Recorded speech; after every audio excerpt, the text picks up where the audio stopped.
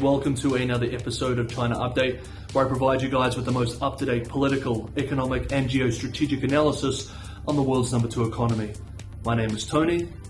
Let's jump in. Okay, happy Friday everybody. As we touched on yesterday, after weeks of heavy capital outflows, we are now seeing capital pouring back into the country. Perhaps fear is once again turning back to greed for many international investors.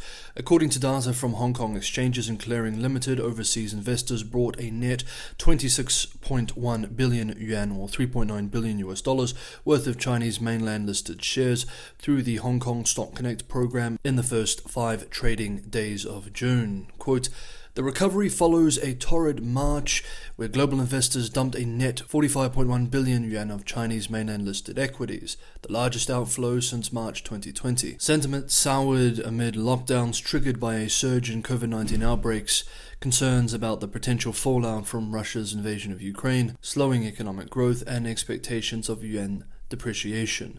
End quote. As we've seen in recent weeks, some foreign institutional investors like JP Morgan this week have expressed that Chinese equities may now be sufficiently cheap to compensate for the risk.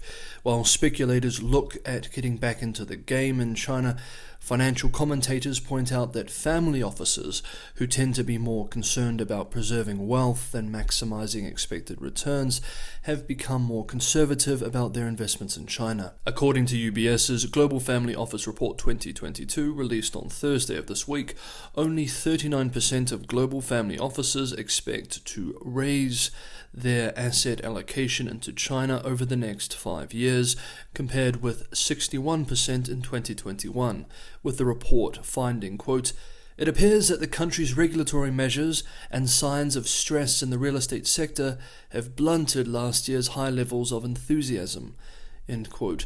A home region preference among family offices was also showcased in the report too, with those in the Asia-Pacific allocating 40% of their portfolios into China, while investors from Western Europe and the United States set aside only 5% towards China. Next up, while we're still on the economy, and a prime example of unintended consequences to political attempts to fix underlying economic issues, some Chinese universities and colleges, under pressure from the state to maintain the employment rates of their graduates, have required students to provide employment agreements before allowing them to graduate.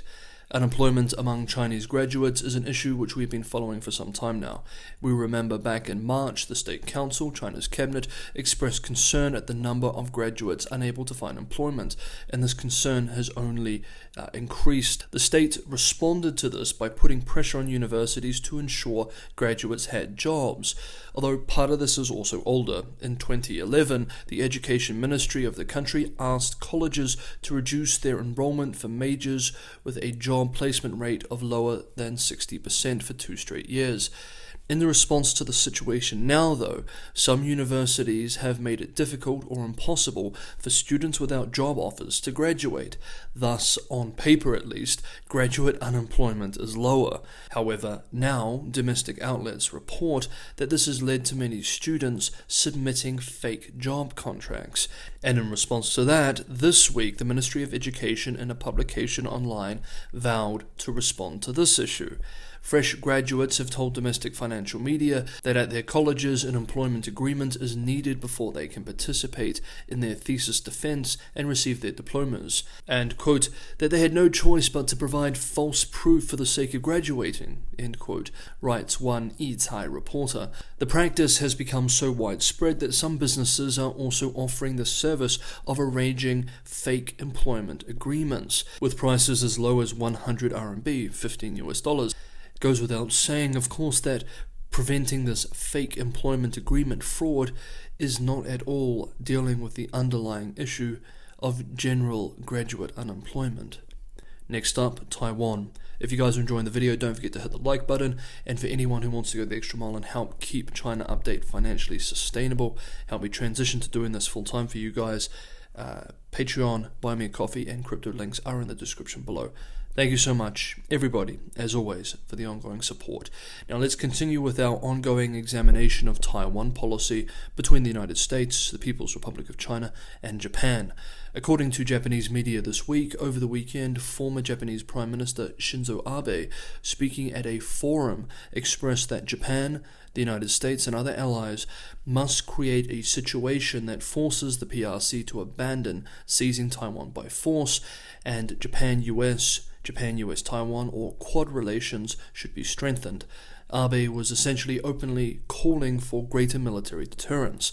This coming as the current Japanese Prime Minister is preparing to attend a NATO summit this month. This is the first time a Japanese leader will be participating in a NATO meeting. Unsurprisingly, Beijing is not very happy about all this. In an editorial by the state-run Global Times called "Japan Needs a Smack in the Face to Wake Up," the authors express, quote, "Japan is literally doing something that threatens China's core national interests, and China will not remain indifferent. We must remind Japan of what the step means. Taiwan questions are China's internal affairs. If an outsider wants to step in, we will break their legs." End quote. Japan Prime Minister Kishida is also expected by analysts to use the keynote speech at the Shangri-La Dialogue in Singapore today, Friday, to send a warning to China regarding Taiwan. U.S. Defense Secretary Lloyd Austin and Chinese Defense Minister Wei Fenghe will also be in attendance at the event. Meanwhile, on Wednesday this week, the U.S. government announced the proposed $120 million sale of, quote, naval ship spare parts and related technical support, end quote, for Taiwan. Taiwan announced acceptance the following day, Thursday. This is the fourth such deal that the Biden administration has made to Taiwan to date. The first deal was for 40 Paladin M109A6 self-propelled howitzers worth $750 million. In February this year, a $100 million package was accepted as well. And in April, a third $95 million deal to maintain Taiwan's US-made Patriot missile air defense system was passed. Less than 2 weeks into Shanghai's opening, and the situation is already looking very shaky, with new community cases still being discovered by the day. On Thursday, yesterday, Shanghai authorities ordered residents in at least 7 of the city's districts, with a combined population of 14 million, that is more than half of the population of the city, to undergo mass COVID-19 testing starting Saturday. Any groups found with cases among them will be placed back into a fresh period of lockdown. Some districts have already been ordered to stay at home until the testing is completed. Some residents are on edge with everyday lifestyle choices carrying risk. For example, on Thursday, health officials traced 3 infections to a popular beauty salon in the city center called Red Rose, which had served 502 customers from 15 of Shanghai's 16 districts in the past 8 days. Authorities said that 90,000 people had been linked to the Red Rose staff or customers and were soon after tested. This environment, of course, is devastating to business and consumer confidence. Washington-based analyst Bill Bishop hit the nail on the head when he expressed today, quote, "The government can't keep doing this and not give much more direct aid to affected businesses and individuals. Tax breaks are nice, but not very helpful if you have no revenue," end quote. So this is what I was going to discuss today, but then just an hour before recording this, it was announced that Shanghai will briefly lock down almost everyone in the city, 14 of 16 districts this weekend for mass testing. So this is all very much ongoing, and we will continue to explore these developments and the situation as it unfolds tomorrow. Beijing too is dealing with stubborn cases. Yesterday, the capital shut down entertainment venues, karaoke bars or KTVs as they're known in China, clubs, bars and internet cafes, etc. in its central Dongcheng district in an effort to contain yet another new outbreak. Chaoyang, one of Beijing's wealthiest districts, made the same order earlier in the day. And of course, while we have been focusing on megacities like the capital Beijing or the heart of the Yangtze River Delta, Shanghai, for obvious reasons, we remember that there are dozens of cities and towns across the country undergoing lockdowns due to outbreaks. For example, the Liaoning city of Dandong, population 2 million, which borders North Korea, has been in lockdown now for well over a month. Okay, that is today's episode of China Update. Thank you so much for watching, everybody. I'll see you tomorrow.